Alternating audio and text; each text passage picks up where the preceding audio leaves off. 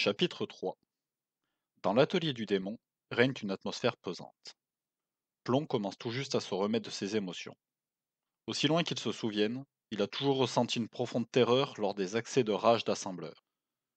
Et, il le sait, Plume a beau la jouer bravache et taquine, pour rien au monde, elle ne serait rentrée dans l'atelier pendant la fureur du vieux maître, Il va falloir que tu retournes chasser, Plume.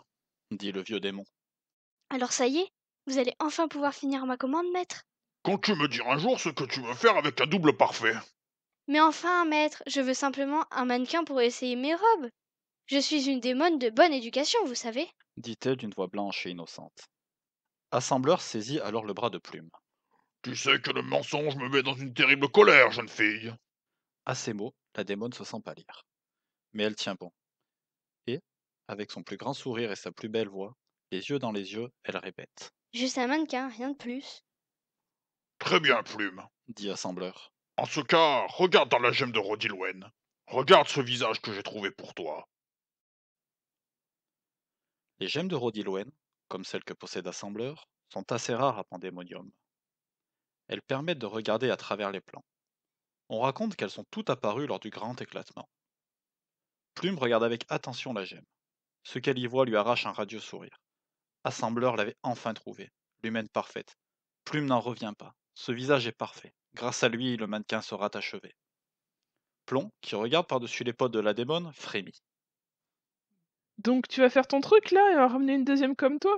Franchement, Plume, je ne sais pas si je pourrais le supporter. On va quand même pas faire collection d'emmerdeuses. Ah, mais tais-toi donc, face de l'emperoi.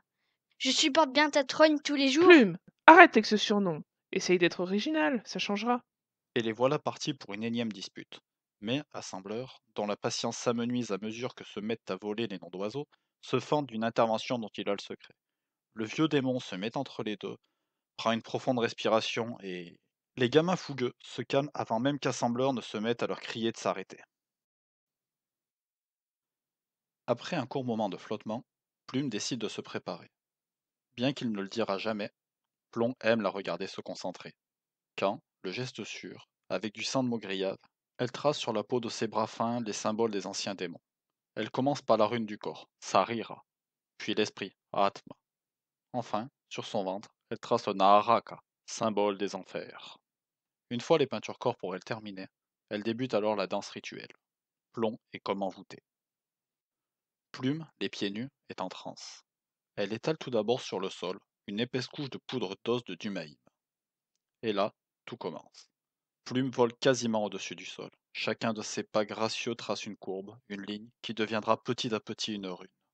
En premier, l'incarnation, Avatar. Puis vient le tour de Panka, la plume, le symbole de la démone. Enfin, dans une légèreté absolue, elle s'agenouille terminant, au centre du cercle, Madhyabhagi, le milieu. Le rituel est maintenant terminé. Le corps et l'esprit aux enfers s'incarneront en une plume sur le plan du milieu. Plomb sait que maintenant, Plume va rester ici dans sa torpeur.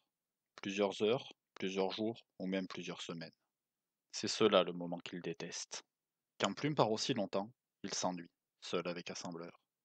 Le jeune démon reste encore un moment à regarder Plume. Ses traits sont complètement relâchés. Il est tiré de sa contemplation par Assembleur. Plomb, mon garçon, il faut que nous parlions. Personne d'autre que le jeune démon n'aurait pu déceler le trouble dans la voix de son maître. À part Plume, évidemment. Il faut dire qu'ils ont tous deux été élevés par Assembleur. Sais-tu ce que Plume a derrière la tête?